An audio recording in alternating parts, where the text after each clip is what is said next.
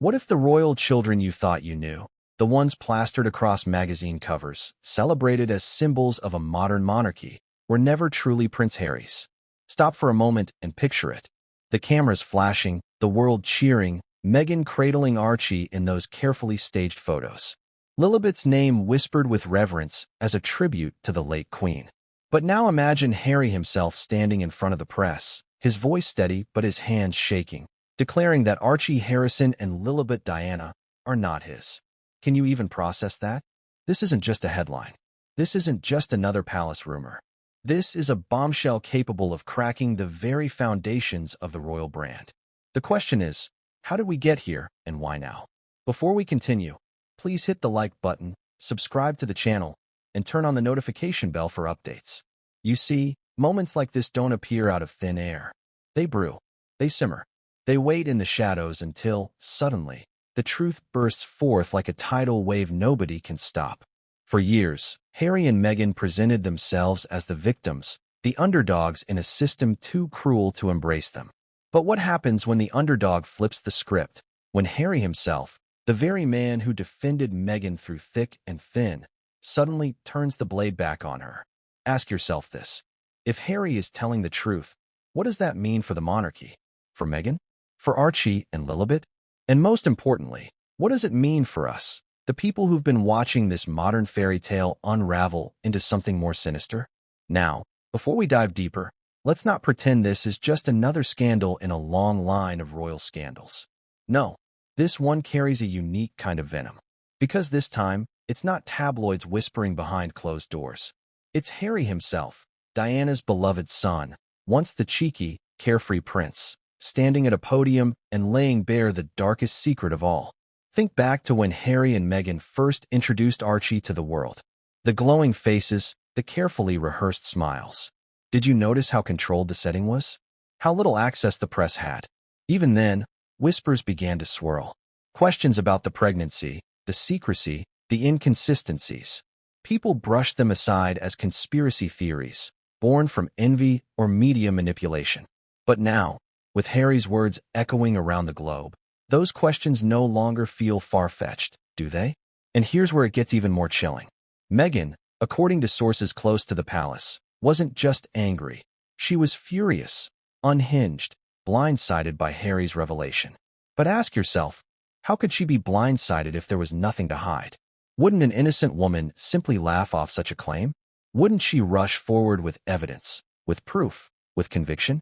Instead, Meghan reportedly stormed out, eyes blazing, fists clenched, leaving chaos in her wake. The irony here is staggering. Meghan has always painted herself as the one fighting for truth, transparency, and authenticity. Yet in this very moment, the one who seems to be holding the truth, the ugly, uncomfortable truth, is Harry. Isn't it almost poetic? The very man who sacrificed everything to protect her is now the one who threatens to expose her. But let's not stop there. Let's talk about why this story matters now, in this very moment. Why is Harry breaking his silence at this precise time? Think about the monarchy's fragile state. King Charles facing health scares. William stepping up as the heir apparent. The monarchy is in transition, vulnerable, precarious. And into this shifting landscape walks Harry, carrying a grenade of truth that could destroy Meghan's carefully crafted image, and perhaps even the monarchy itself. What makes this even more compelling is the sheer unpredictability of Harry. For years, he's been branded the spare, the wild card, the rebel. But here, in this single press conference, he transforms from the rebel without a cause to the rebel with a weapon. And that weapon is his voice, finally unleashed, finally unfiltered. Now, let's pause for a second and ask the hard question. What if Harry is lying? What if this is nothing more than a desperate attempt to distance himself from Meghan, to reclaim some semblance of power? If that's the case, then what does it say about him as a father, as a man, as Diana's son? Would he truly go so far as to disown two innocent children in front of the world? Or is this, perhaps, the ultimate strategy, the only way left to liberate himself from Meghan's grip? Either way, the stakes couldn't be higher. We're not just talking about a marital spat. We're talking about the future of two children, the credibility of the monarchy, and the global perception of Meghan and Harry's so-called love story. And this is where things get dangerous. Because once a claim like this is out in the world, it can never be taken back. The damage is already done. The headlines are already written. The internet is already ablaze with speculation. No amount of PR spin, no amount of Oprah interviews, no amount of stage photos can erase the image of Harry, face pale and voice trembling, declaring that Archie and Lilibet are not his. Now picture Meghan in that moment. The cameras flashing, the reporters scrambling, the whispers echoing through the crowd. She knows the walls are closing in. She knows the story is slipping out of her control. And in that split second, she realizes something horrifying. Her entire brand, her Hollywood connections, her humanitarian speeches, her lifestyle empire, rests on the foundation of a family narrative that might now be crumbling. Do you see the trap?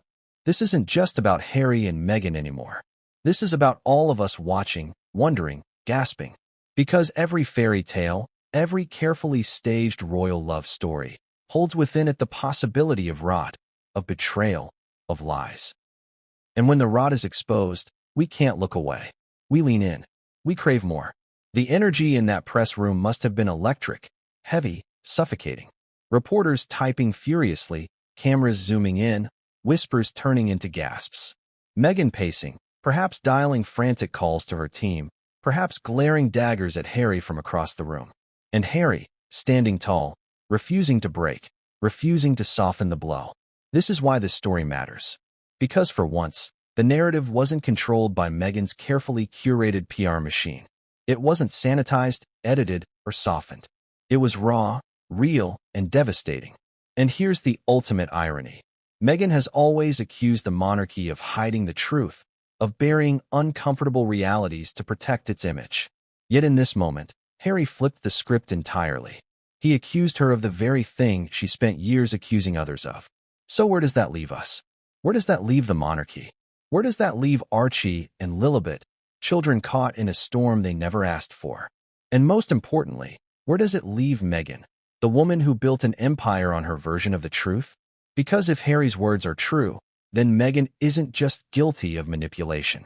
She's guilty of orchestrating one of the most shocking deceptions in modern royal history. And if Harry's words are false, then he has just committed the ultimate betrayal, not against Meghan, but against his own children. Either way, the story is explosive. Either way, Meghan's response, or lack of it, will shape what happens next. And that, my friends, is where the story begins. Because the press conference was just the opening shot. What followed shook not only Meghan and Harry's world, but also the monarchy, the media, and millions of people watching worldwide. But what came next would change everything, and no one saw it coming. Harry walked onto the stage, and the air instantly shifted. You could almost feel the weight of centuries pressing down on his shoulders. The cameras flashed, the murmurs hushed, and for a brief moment, the world held its breath. Here he was, not just Diana's son, not just the spare, but a man about to detonate a bomb so devastating it could fracture everything the monarchy had left to cling to. Imagine the scene. Rows of journalists leaning forward, their pens poised, their recorders blinking red. Meghan lurking in the background, tense, restless, eyes darting from side to side as though calculating the fallout before a single word had even been spoken. The palace insiders knew this wasn't going to be just another statement. This wasn't about charities, royal duties, or even grievances. No, this was something darker, something personal, something dangerous. Harry cleared his throat, his jaw tightening. And in that moment, you could see the man wrestling with his conscience. Would he pull the trigger? Would he reveal what everyone thought impossible? Or would he shrink back into silence, letting the rumors rot in the shadows? The first words were cautious, even mundane, about responsibility, about truth, about courage. But there was a flicker in his eyes, a flicker that told you he wasn't here to play safe. He leaned into the microphone, his voice steady yet razor-sharp. There are things I've carried for too long. Things that don't just affect me, but my family, and yes, the monarchy itself. Pause. Silence. You could almost hear Meghan's breath catch, her nails digging into her palm. Why did it feel like he was about to say something that no royal in history had dared to say before? Why did the entire press room feel like it was balanced on a knife's edge, waiting for that inevitable plunge into chaos? The build-up wasn't accidental. Harry knew exactly what he was doing. He wasn't just speaking to the reporters in that room. He was speaking to the world. And with each carefully chosen phrase, he was pulling us in, forcing us to lean closer, daring us to ask, what truth is so explosive that even Harry, long known for his rebellious streak, has waited until now to say it? Now here's the thing. Harry didn't simply drop the bomb right away. He circled it, teased it, let it hang in the air like a storm cloud gathering strength. He spoke of lies, of masks, of the unbearable weight of pretending.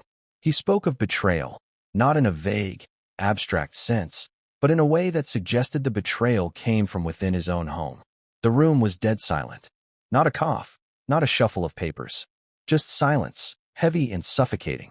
And then he looked up, locked eyes with the cameras, and said words that made spines shiver across the globe.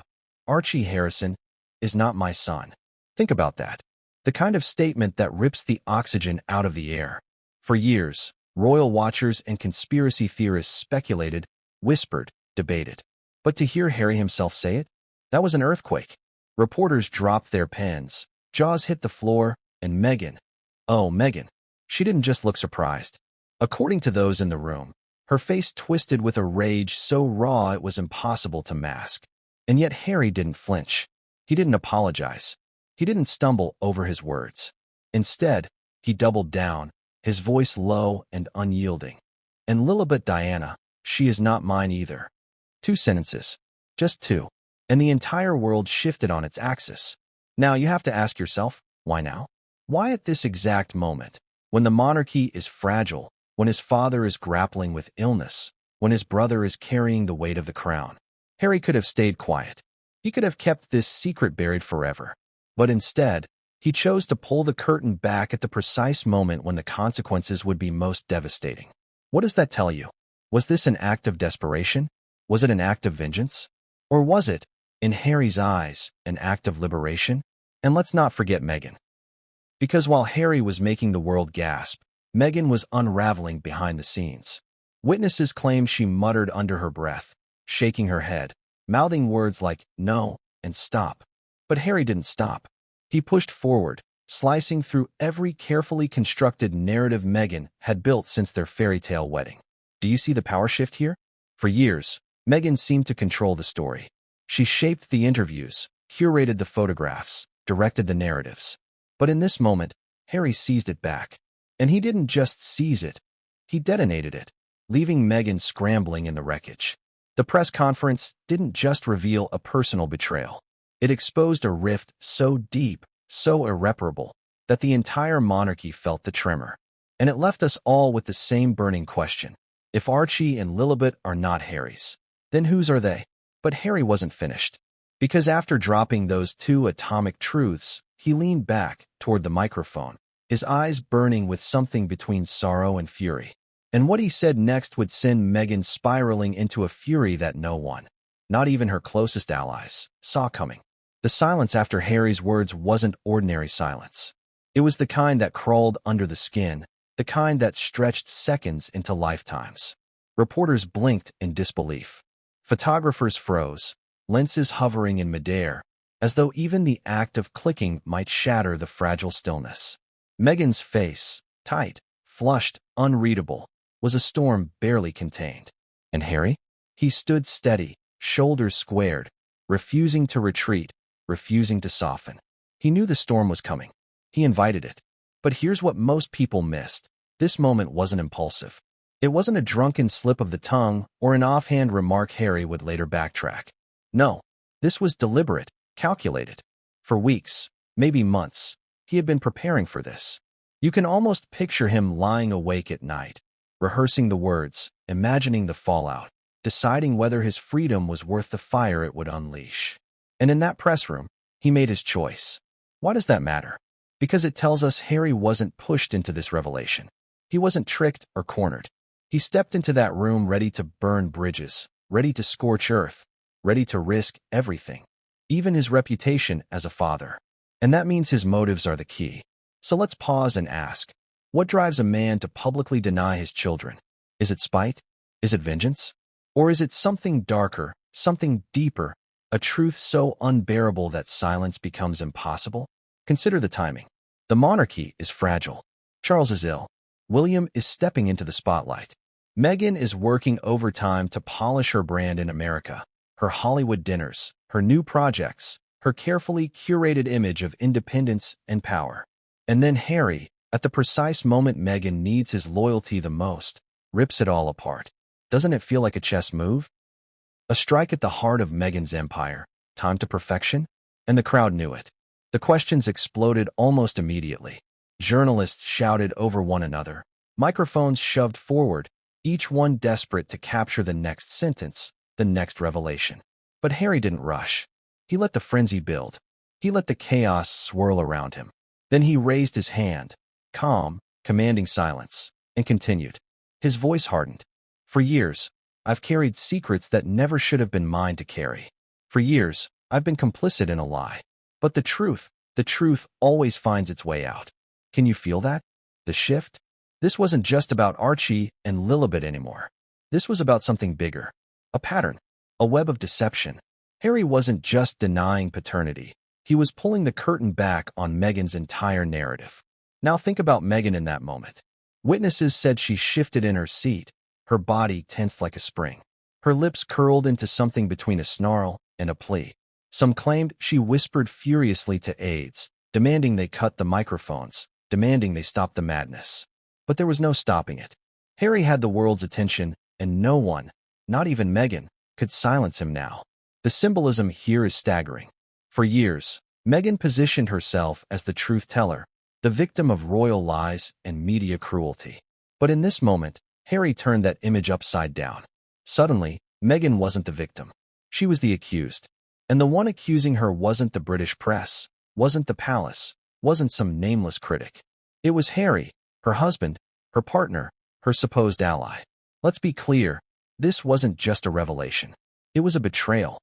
To Meghan, it was the ultimate stab in the back. And to the world, it was a spectacle unlike anything we'd ever seen from the royals. But here's the twist that makes this moment so electric. Harry didn't give proof. Not yet. No documents, no DNA results, no witnesses. Just words. Words sharp enough to cut, but empty enough to leave questions dangling. And that's what made the press room boil over. If this was true, why now? If it was a lie, why risk everything? That question, that single, burning question, set off a firestorm of speculation. Some believed Harry was finally breaking free from Meghan's grip, exposing her for who she truly was. Others believed he was unraveling, consumed by bitterness, lashing out in ways that would scar him forever. And the rest? They just wanted more. Which brings us to the most crucial point. Harry didn't stop there. Because after denying Archie and Lilibet, he leaned in again, his tone even colder, even more precise. This isn't about children. This isn't about titles. This is about the truth. And I will not carry this lie any longer. Do you hear that? He shifted the frame. It wasn't about fatherhood, at least not entirely. It was about deception. A lie so grand it had to be exposed. And the implication, the one hanging heavy in the air, was that Meghan had engineered it all. Now pause with me. If Meghan did orchestrate this, if she really manipulated Harry into playing along with a fabricated family image, what does that say about her power? About her ambition? About the lengths she'd go to protect her narrative? Doesn't it sound less like a fairy tale and more like a political thriller? And here's the cruelest part. Meghan couldn't fight back in that moment. She couldn't grab the microphone. She couldn't spin the story. She was trapped, forced to watch as Harry dismantled her image word by word, syllable by syllable, in front of the entire world. The tension was unbearable. Reporters leaning forward, pins scratching furiously. Meghan clutching her fists so tightly her knuckles turned white. And Harry, cold, deliberate, resolute, pressing on. But what came next wasn't just shocking, it was catastrophic. Because Harry hadn't even touched the real reason behind his revelation. That, he promised, was coming. And when it did, it would not only ignite Meghan's fury, but send the entire royal family into chaos. Harry's words still hung in the air like smoke from a fire. Impossible to clear, impossible to ignore. Archie Harrison is not my son. Lilibet Diana is not mine either. That sentence alone could have ended the press conference. That sentence alone could have left the world in stunned silence for weeks. But Harry wasn't done. Not by a long shot. The reporters knew it. You could see it in their eyes, wide, hungry, almost feral. They weren't just chasing a headline. They were chasing history. And Harry, standing tall under the harsh lights, seemed to know exactly how to feed that hunger.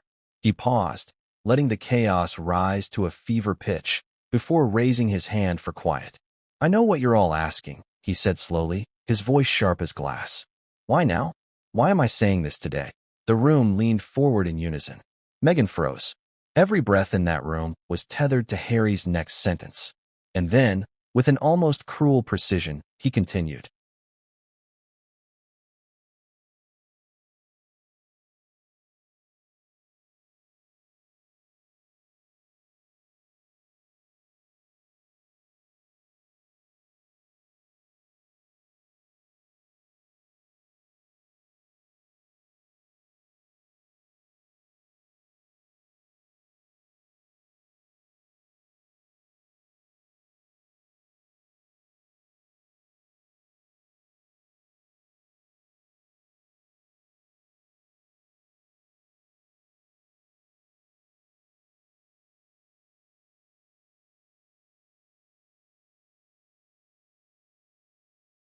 "Because I can no longer live with the lie."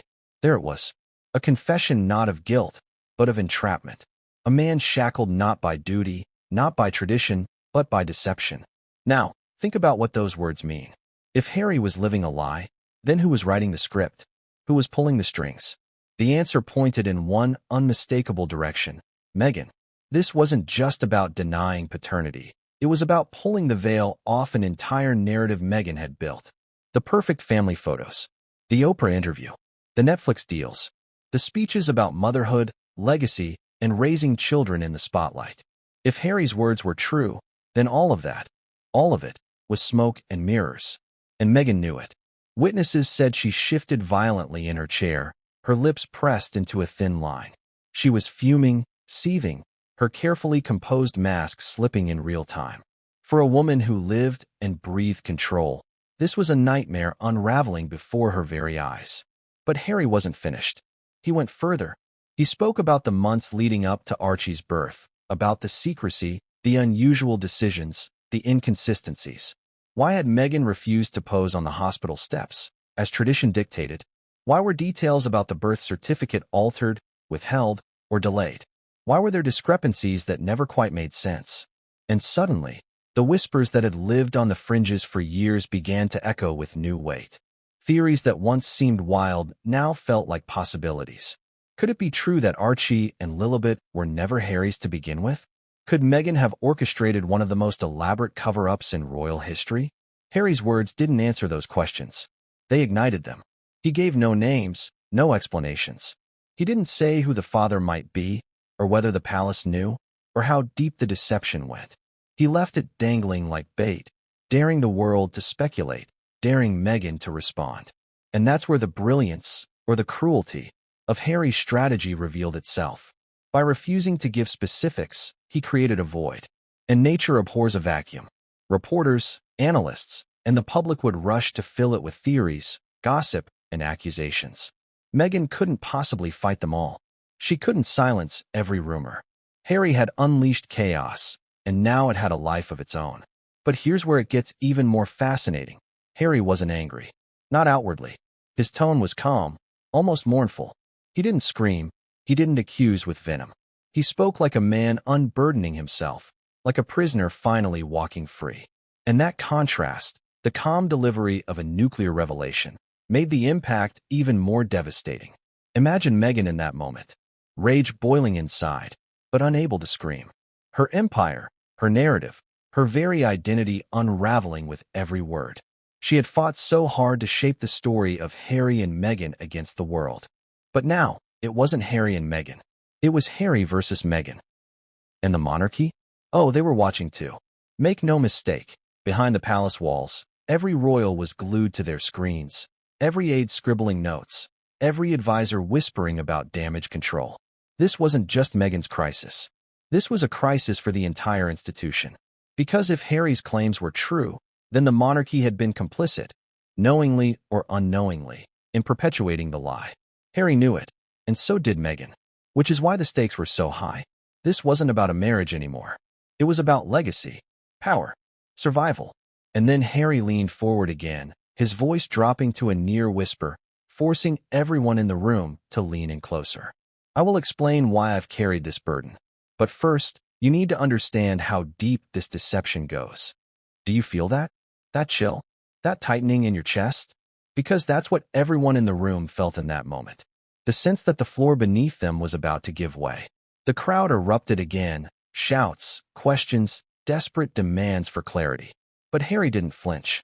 He simply straightened his back, glanced briefly at Meghan, whose face was now crimson with fury, and uttered the line that left the entire world dangling off a cliff. The truth didn't begin with Archie. It began long before that. The room erupted. Reporters were no longer simply jotting notes. They were standing, shouting, throwing questions like stones into the silence Harry had left behind. "What do you mean long before Archie?" one voice screamed. "Are you accusing Meghan of lying from the very beginning?" another shouted. The buzz was deafening, the chaos absolute. But Harry didn't move. He stood there like a man anchored in his own storm, letting the frenzy spiral while he clung to his script. His silence was louder than their noise. And then, slowly, deliberately, he leaned toward the microphone again. His voice, low and steady, cut through the madness like a blade. "This story doesn't start with Archie's birth. It started the moment I met Meghan. Let that sink in. Not with the children. Not with marriage. Not with their departure from the royal family." Harry was pulling the thread all the way back to the very beginning, back to the love story the world thought it knew. Think about the implication. For years, we've been told this tale. Boy meets girl, sparks fly, a whirlwind romance defies tradition and prejudice. But now Harry was hinting that from the very first moment, deception had been in play. Was Meghan's pursuit of Harry calculated? Was their marriage built on manipulation rather than love? Had Harry been groomed, targeted, lured into a narrative that wasn't his to begin with? Meghan's reaction said it all. Witnesses described her as pale and shaking, her hand gripping the armrest so tightly her knuckles whitened. She whispered frantically to aides, trying to signal them, trying to stop the avalanche. But she couldn't stop Harry. Not anymore. Harry continued, his voice gaining strength. "For years, I believed I was protecting her. I believed I was shielding her from the cruelty of the press, from the hostility of the institution. But what I didn't see then, I see now. It wasn't just the world I was protecting her from. It was the truth I was helping her bury." Do you feel that twist? The man who stood by Meghan through every accusation, every interview, every dramatic escape to California, was now saying he wasn't shielding her innocence, he was shielding her lie. The reporters pounced. "What truth? What are you accusing her of?" The questions were frantic, desperate, but Harry wouldn't break stride. He didn't give details yet. He painted shadows, hints, outlines that begged to be filled. And that's where the brilliance, or cruelty, of his delivery struck again. He wasn't simply dropping facts. He was unraveling a tapestry thread by thread, letting the audience do the work of imagining the picture. And that imagination was far more damning than any straightforward accusation. Now ask yourself, what could Harry mean by deception from the beginning? Was Meghan's pregnancy with Archie just one chapter in a larger pattern? Was there more? Deals, betrayals, secret arrangements that the world hadn't even begun to grasp?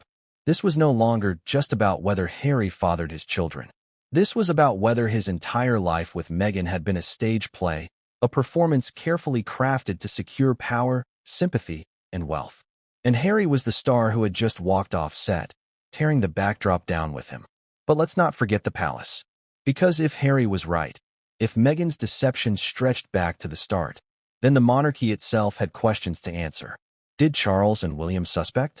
Did aides know? Were they complicit in protecting an illusion for the sake of stability? Or were they victims, just as Harry claimed to be? It was more than scandal. It was treason of the heart. And it forced the world to ask, had we been sold a lie all along? Harry let the tension hang for a moment longer, his eyes sweeping across the room, his jaw clenched. Then he spoke again, softer this time, as though confessing something he'd been forced to hold inside for far too long. "Archie, Lilibet, they're not mine. But the truth is, I knew. I knew long before now. And I let it happen. Can you even imagine the shock? Not only was he denying fatherhood, He was admitting complicity. He knew. He went along with it. He played his role while Meghan spun her story, while the world celebrated, while millions believed in the fairy tale. Meghan gasped audibly, her hand flying to her mouth, her eyes wild. The aides beside her looked like they were about to faint. And yet Harry kept going. I told myself I was doing it for love. I told myself I was doing it for the family we built.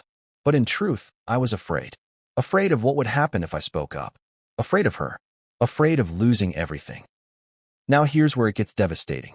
For the first time, Harry wasn't just accusing Meghan of deception. He was accusing himself of weakness. He was pulling himself down alongside her. And that honesty, painful, raw, almost self-destructive, gave his words a terrifying credibility. Think about it. A man desperate for revenge might lie. A man hungry for attention might exaggerate. But a man willing to destroy his own image, to admit his own complicity? That man sounds like he's telling the truth. And the audience knew it. The press knew it. The monarchy knew it. And Meghan? She knew her empire was crumbling in real time. But Harry wasn't done. Because even as he confessed his complicity, he promised there was more. His voice dropped lower, his eyes narrowing with grim resolve. I'll tell you why I stayed silent. I'll tell you what really happened. But you need to be ready. Because this is bigger than me. Bigger than Meghan. Bigger than the monarchy itself. The room went still again. This wasn't just about a family scandal anymore. This was about a conspiracy, a deception stretching beyond 2 children, beyond 1 marriage. And just as the press tried to shout questions, Harry delivered one final line that dropped like a guillotine. If you think Archie and Lilibet were the beginning, you're wrong. They were the cover-up. Gasps rippled through the room like shock waves. They were the cover-up. The phrase didn't just hang in the air, it detonated. Reporters looked at each other, wide-eyed, scrambling to interpret what Harry meant. Was he saying Archie and Lilibet were used as props in a much larger scheme? Was he admitting that their births, or alleged births, were orchestrated to distract from something far more sinister? The silence that followed was deafening, but it wasn't peaceful silence. It was charged, alive, pulsing with fear and fascination. Meghan's head snapped up, her eyes wild, lips trembling as she mouthed, "Stop." She wasn't furious anymore. She was terrified. And that, in itself, told the world everything it needed to know. Harry leaned in again, his words slow, deliberate, cutting. For years, I've been asked why Meghan and I made the choices we did. Why we broke traditions. Why we left the country. Why we kept secrets. But none of it was about protecting our family. It was about protecting a lie. Can you picture it? The fairy tale wedding, the worldwide sympathy tour, the carefully crafted Netflix series. All of it now recast as smokescreens, not celebrations. The reporters, emboldened, roared with questions. What lie? Are you accusing Meghan of deception from the start? Was the monarchy involved in this cover-up? Harry didn't answer right away. He let them spiral, their voices rising, the frenzy boiling over. Then, like a man slamming his fist onto the table, he silenced them with one sentence. Archie and Lilibet were the illusion you were meant to see, so you'd never ask about what you weren't meant to know. And that's when the implications turned darker. If the children were a distraction, what was the real secret? Was it about Meghan? About her past? About who really fathered the children? Or was it something even more catastrophic, something that could shake the monarchy to its bones? Meghan, at this point, could barely sit still. Witnesses claimed she muttered furiously to her aides, her hands flailing in panic, her voice hissing, "Shut it down." But she couldn't shut it down. Harry had gone rogue, and the truth, whatever it was spilling out faster than she could contain it. Then Harry's voice shifted, dropping lower, more intimate, as if he were speaking not to the reporters, but directly to the millions watching around the world. When you look back at the photographs, the announcements, the staged moments, ask yourself this. Why did they always feel different? Why did they always seem controlled, unnatural, carefully scripted? You know the answer. Because they were never real. That line, "never real," sent shockwaves across the globe. On social media, hashtags exploded. Theories reignited. Clips of Meghan's awkward belly moments, the tight control over the children's appearances, the bizarre inconsistencies, it all resurfaced like a tidal wave. Harry hadn't provided evidence, but he had given permission for the world to connect the dots themselves. And here's the cruel genius of it. By saying so little, Harry said everything. By refusing to give names, dates, or proof, he left the narrative wide open, a puzzle with missing pieces the public was desperate to fill. And Meghan? She couldn't possibly fight every theory, every accusation. She was drowning in speculation before she even opened her mouth. But Harry wasn't done. He continued, voice shaking now, not with fear, but with the weight of his confession. I stayed silent because I thought I could live with it. I thought I could bury the truth, raise those children as my own, and carry the lie for the rest of my life. But I can't. Not anymore. Not when the lie threatens to consume everything. Our marriage, my family, even the future of the monarchy. Did you catch that? He didn't just accuse Meghan. He implicated the monarchy itself. If this lie was so vast that it endangered the future of the institution, then we're no longer talking about a family scandal. We're talking about a constitutional crisis. The reporters were out of control now, shouting, begging for clarity. And Harry, looking directly into the cameras, delivered one of the most haunting lines yet. The world has been fooled. And I helped fool you. But no more. At that exact moment, Meghan rose to her feet. Witnesses say she looked like she might storm the stage, her face a mask of rage and fear, her fists clenched at her sides.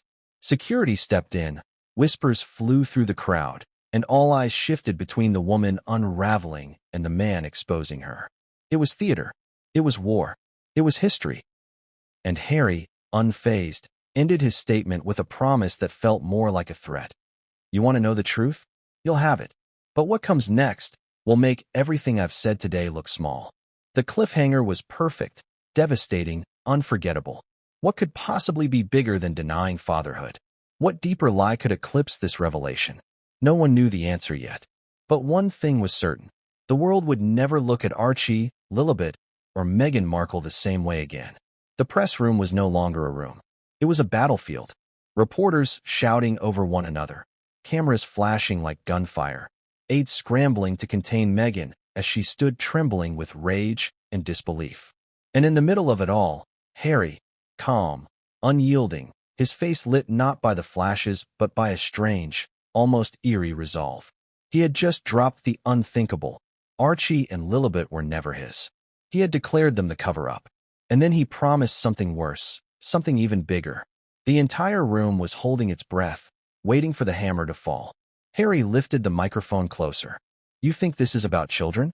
About my marriage? About Meghan? His voice grew sharper with every question. It's bigger than that. It's about a pattern of lies that goes back years. Before Archie, before Lilibet, before the wedding. The crowd gasped. Some reporters actually stepped back, as though bracing for impact. Meghan's aides were practically begging her to sit down, to stay quiet.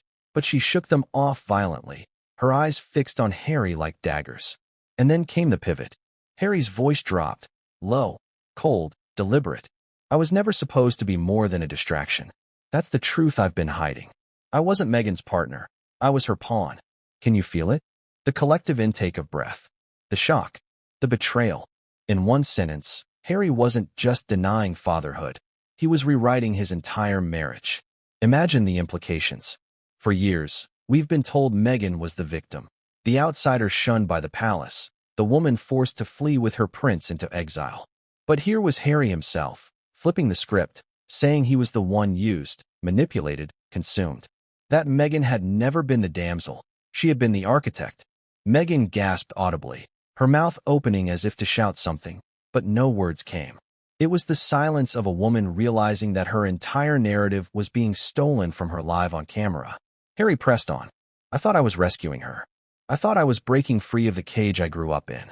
But I wasn't freeing her. I was handing her the keys to a kingdom she wanted to control. The crowd erupted. Questions flew like arrows. Are you accusing Meghan of targeting you from the beginning? Are you saying Archie and Lilibet were part of her plan? Was the palace aware? Harry ignored them. His eyes never left the lens. He wasn't talking to the press anymore. He was talking to the world.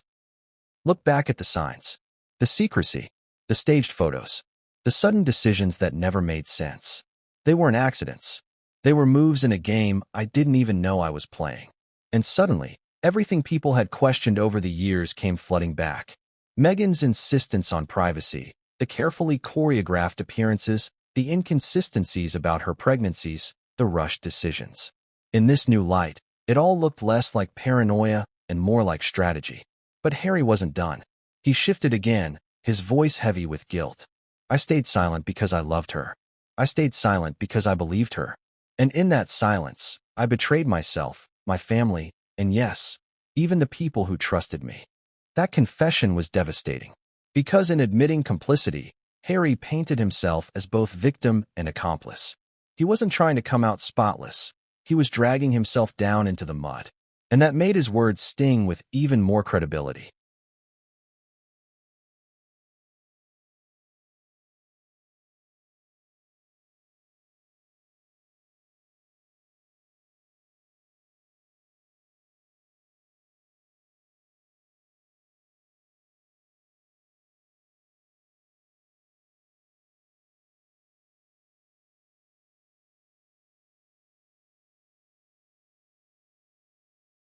Meghan shook her head furiously, tears brimming in her eyes.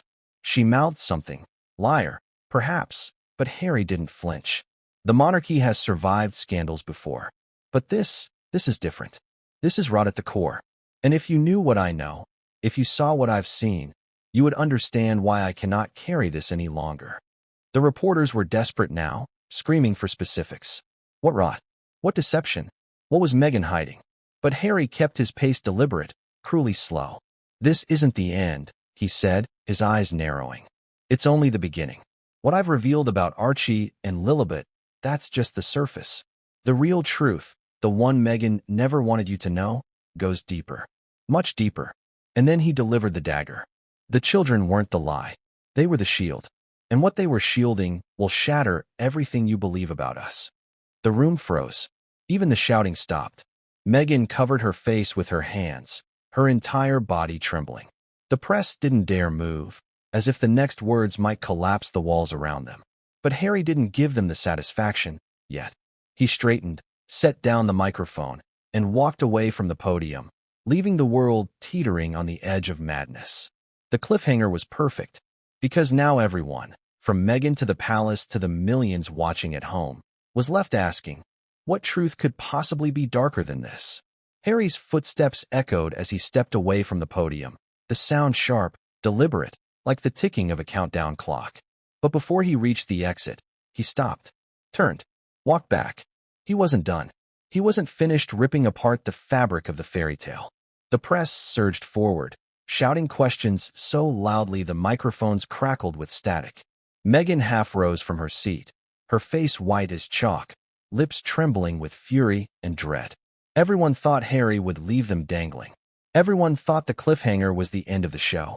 But Harry, whether out of rage, desperation, or liberation, decided to go further. He gripped the podium again, leaned forward, and said, "You want to know the truth? Fine, you'll have it. But once you hear it, you'll never see Meghan the same way again. And you'll never see me the same way either." A hush fell. Not silence born of calm, but silence born of fear. You could hear the faint hum of cameras, the nervous shuffling of feet. Harry's voice hardened. Archie and Lilibet were never mine. But they weren't Meghan's either, not in the way you've been told. They were stories. Stories she needed to build her empire, to shield herself from scrutiny, to tie me to her forever. They were pieces of a performance. And I was her co-star. Imagine the shock.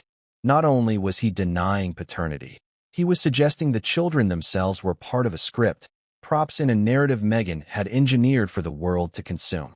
Reporters went ballistic. Are you saying the children don't exist? Are you accusing Meghan of surrogacy, deception, fraud? Who is their father? Harry didn't answer directly. Instead, he gave them shadows, just enough to stoke the fire. There are things I cannot prove with paperwork. Not yet. But there are things I know in my bones. I know when I'm being used. I know when I'm being lied to. And I know when the family I thought I had isn't mine at all. Meghan slammed her hand onto the table, her voice breaking as she shouted, "Enough!" But it was too late. The cameras had caught it. The world had heard it. Her mask had cracked wide open. Harry's eyes flicked toward her, but only for a second. He wasn't speaking to Meghan anymore. He was speaking to us. The palace tried to warn me. Friends tried to warn me. Even my brother tried. But I wouldn't listen. I defended her. I fought for her. And for what? To be trapped in a lie so deep it nearly destroyed me. The weight of that admission hung heavy. Can you see it?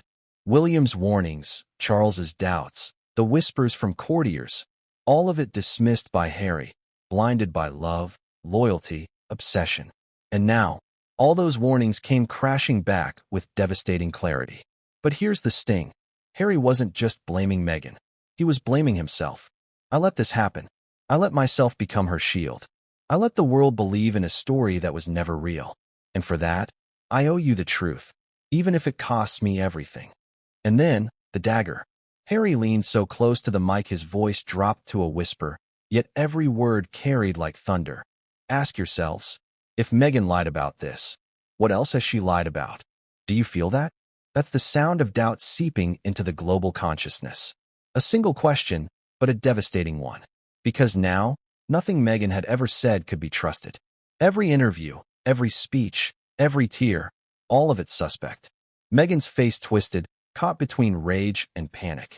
Her team tried to guide her out, but she shoved them away, her heels clattering against the floor as she stormed toward the exit. The cameras followed her every move. It wasn't just Harry making headlines now. It was Meghan unraveling live on screen. Harry didn't move. He stood there, watching her leave, his expression unreadable. Then he spoke one last time. This isn't the end. It's only the beginning. And the next time I speak, you'll finally know the full truth about Archie, about Lilibet, about Meghan, and about me. The room erupted. Reporters screamed. Security scrambled. Meghan vanished behind a curtain, her voice echoing in a furious scream. And Harry? He stepped down from the stage, not as a broken man, but as a man who had just set the world on fire. And yet, even with everything revealed, one question remained unanswered. If Archie and Lilibet were not Harry's, if they were a cover-up, then who? Or what? Were they covering for? That unanswered question burned hotter than anything Harry had said. Because whatever the truth was, it promised to be even darker than the revelation itself. The press conference was over, but the chaos it unleashed was only just beginning. Outside, the streets buzzed with reporters calling their editors, phones glued to ears, headlines already taking shape in real time. Harry disowns Archie and Lilibet. Royal lie exposed. Meghan storms out. Every angle was covered, every camera pointed toward the growing circus. But inside the palace? Inside those ancient stone walls where whispers echo louder than screams? The fallout had already begun. King Charles was said to be sitting in his study when the news broke, staring blankly at the television screen. His aides watched his face pale, his hand trembling slightly as he reached for a pen but never wrote a word. Imagine it, after decades of scandal, after Camillagate, Diana's tragic death, Andrew's disgrace, his son, his own flesh and blood, detonating a bomb that could tear the monarchy apart. And then there was William. Reliable, steady, destined to be king. When he heard Harry's words, witnesses say he slammed his fist onto the table so hard the teacups rattled. He had begged Harry for years to reconsider, to think about the bigger picture, to stop airing grievances publicly. But this wasn't just grievance. This was betrayal. He's gone mad, William allegedly muttered, pacing the room, his face red with fury. He's burning everything down. And for what? For her. But here's the twist. Even as William fumed, even as Charles sat in stunned silence, Princess and reportedly said what no one else dared. She leaned back in her chair, folded her arms, and whispered, "What if he's telling the truth?" That's the haunting part, isn't it? Because as much as Harry's words shocked the world, they weren't entirely new. Rumors had been swirling for years. Rumors about Meghan's pregnancies, about inconsistencies, about secrecy. The palace had always brushed them aside, dismissing them as tabloid nonsense. But now, with Harry himself voicing them, the whispers couldn't be ignored. And Meghan? Meghan was raging. Behind closed doors, she reportedly threw her phone against the wall, screamed at aides, demanded immediate statements of support from her allies. But the calls weren't being answered. Hollywood friends who once rushed to defend her suddenly went silent. The PR machine she'd built so carefully sputtered, choked, stalled. Because here's the brutal reality. Meghan could fight the tabloids. She could fight the palace. She could even fight the public. But how could she fight Harry? How could she fight the one man who knew every secret, every deal, every crack in the story they had spun together. And the media knew it. Within hours, networks were replaying Harry's words on loop. Analysts dissected his every gesture, his every pause, his every glance toward Meghan. Was he lying? Was he broken? Or was he finally free? But the real storm brewed online. Social media exploded. Hashtags trended worldwide. Hashtag Harry Truthbomb. Hashtag Meghan Exposed. Hashtag Royal Lie. Clips of Meghan's public appearances resurfaced. Every strange detail now reframed as evidence. People dissected her baby bump photos, pointing out oddities, inconsistencies, glitches in the narrative. Memes flooded timelines, some mocking, others furious, all feeding into the frenzy. And that frenzy is exactly what Meghan feared most. Because once the crowd starts asking questions, once the spell is broken, it can never be recast. The lie, if it was a lie, was unraveling thread by thread, faster than she could stitch it back together. But here's the question you should be asking yourself. Did Harry really plan this alone? Or did someone push him? Because the timing is too perfect, isn't it? With Charles vulnerable, with William stepping up, with Meghan's brand expanding in America, why now? Why this moment? Some whisper it was revenge. Others think it was desperation. But what if, just what if, Harry wasn't acting alone? What if the palace itself gave him the final push? Think about it. A weakened monarchy can't afford Meghan's chaos. By letting Harry destroy her credibility, they solve two problems at once. They rid themselves of Meghan and discredit Harry in the process. Two birds, one stone. And yet, if that's true, Harry doesn't seem like a pawn anymore. He seems like a weapon. A weapon turned not just on Meghan, but on the entire fairy tale they built together. And as the dust settled on that explosive night, one truth became impossible to deny. The world would never look at Archie, at Lilibet, at Meghan, or even at Harry the same way again. The monarchy was trembling. Meghan was unraveling. And Harry? He was just getting started. Because if this was only the beginning, then the real secret, the one Meghan never wanted anyone to know, was still waiting in the shadows. And when that secret surfaced, it wouldn't just shake the palace. It would change everything. The morning after the press conference, the world wasn't simply buzzing, it was roaring. Every front page, every news broadcast, every podcast intro carried the same refrain. Prince Harry denies Archie and Lilibet. The photographs of Meghan storming out, her face twisted in fury, were plastered across tabloids and serious outlets alike. This wasn't just gossip anymore.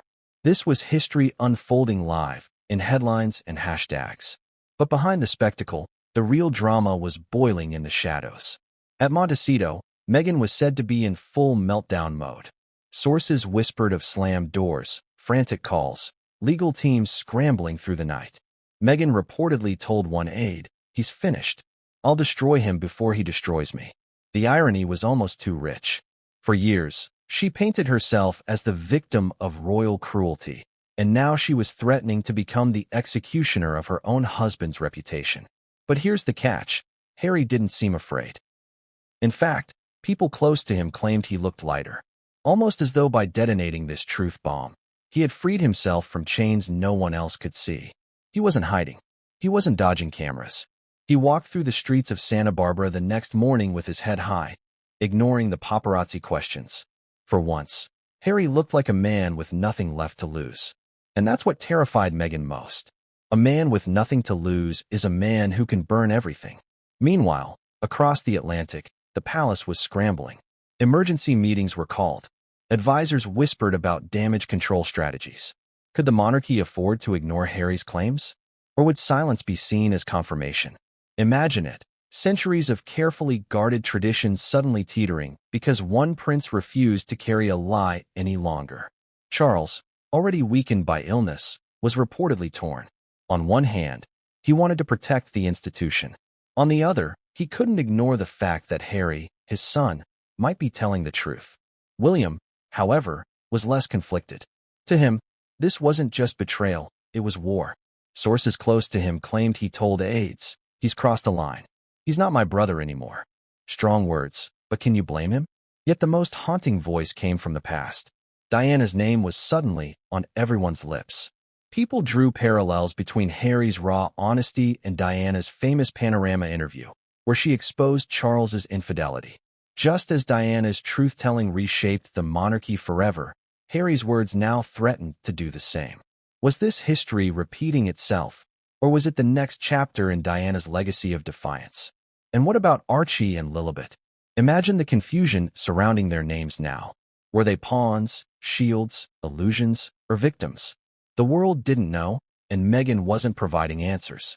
She had vanished from sight, her lawyers whispering about defamation, her PR team spinning in circles. But the damage was already done. Public doubt is a disease, and once it takes root, it spreads. The internet exploded with theories. Some swore Meghan had orchestrated surrogacies in secret. Others claimed the children were kept hidden to protect a truth too explosive to reveal. Still others believed the palace itself had been complicit, protecting Meghan to avoid scandal until Harry tore the lid off. And here's the most devastating part. Every theory, no matter how wild, now felt possible. Because Harry's credibility wasn't the issue, his audacity was. Who would make such claims publicly if there wasn't at least some truth behind them? That was the knife twisting in Meghan's side.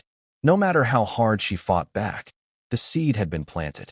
Doubt had become unstoppable. But Harry wasn't finished. Days after the press conference, whispers began to spread. He was preparing a second statement. Not just a clarification, not a retraction, a follow-up. And this time, insiders promised, it wouldn't just be about Archie and Lilibet. It would go deeper, much deeper, and that left the world with one burning question. If Archie and Lilibet were merely the cover-up, then what truth was so dangerous, so unspeakable, that even Meghan herself fought desperately to bury it? Whatever it was, Harry seemed ready to reveal it. And if his first revelation shattered the illusion of Meghan's fairy tale, the next could obliterate it entirely. Because if the first press conference was the spark, the next one promised to be the inferno. The countdown to Harry's second appearance was like waiting for a thunderstorm you could see on the horizon but couldn't escape. The press wasn't just waiting, they were circling like vultures. News outlets plastered timers on their screens, counting down to what they called Harry's Day of Reckoning. Every royal watcher, every celebrity blog, every political commentator had an opinion, but nobody knew exactly what he would say. Meghan, on the other hand, was spiraling.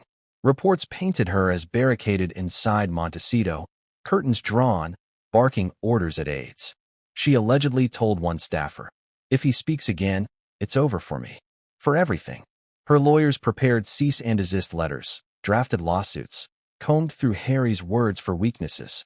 But lawsuits take months. Harry's words hid in seconds. And she knew once he spoke again, the dam would burst. Meanwhile, the palace had entered lockdown mode. Phones rang off the hook. Advisors debated whether to issue a preemptive statement, but Charles resisted. He wanted to hear what Harry said before the monarchy tangled itself further. William, however, was livid. Insiders whispered that he wanted Harry cut off completely. Titles, security, everything. To William, this wasn't just reckless. It was treason. And then, the day came. Harry stepped onto the stage again. But this time there was no hesitation, no trembling hands. He looked harder, colder, like a man who had crossed a line and wasn't planning on turning back. He didn't waste time with pleasantries. His opening words were a blade. Archie and Lilibet were the cover-up. But what they were covering was Meghan's truth. And my prison. The room gasped. Reporters leaned in. Some whispered, "He's actually going to do it." Harry continued, his voice low, deliberate. From the very beginning, Meghan crafted an image. She told the world who she was, what she'd endured, why she needed saving. And I believed it. I believed her story. But it wasn't a story, it was a strategy. A strategy built on half-truths, on omissions, on lies. Imagine it. Harry wasn't just attacking Meghan's motherhood anymore. He was tearing apart her identity itself. The speeches about racism, the sobbing interviews, the carefully painted picture of a woman outcast and misunderstood. All of it, now framed as theater. Meghan's allies were already crumbling. Hollywood friends stayed quiet. Celebrities who once gushed about her strength and authenticity refused to comment. Even Oprah, the queenmaker who gave Meghan and Harry their most sympathetic platform, issued nothing more than a vague, "This is very sad." The silence was deafening. But Harry didn't stop. He leaned forward, gripping the podium with both hands. "I was complicit. I helped her sell the image. I defended it with my own name. I sacrificed my family for it. But the truth is, Meghan didn't marry me for love. She married me for access. She married me for power. And she used our children, our supposed children, as pawns in her story. The room erupted. Meghan's world shattered. It was the ultimate betrayal, not whispered behind palace doors, not implied by the tabloids, but spoken by her own husband, live for the entire globe. Now pause and think. Could Harry be lying? Could this be bitterness dressed as truth? Perhaps. But consider the stakes. No man risks his reputation, his children, his legacy unless he's either gone mad or he's ready to burn the lies once and for all. Which version do you believe? Meghan's reaction was immediate. She stormed onto the stage, flanked by aides trying desperately to hold her back. "He's lying," she shouted, her voice breaking. Cameras flashed, reporters screamed, security scrambled. The image was unforgettable. Meghan and Harry face to face, their marriage disintegrating in front of millions. But Harry didn't flinch. He didn't look at her. He spoke over her, his voice stronger than hers. "The truth will come out, Meghan. You can't silence me anymore." And that's when it happened, the moment no one expected. Meghan lunged for the microphone, grabbing it with shaking hands, her voice shrill, desperate. "You don't know what you're talking about. You're destroying yourself." The tug-of-war over that microphone was symbolic.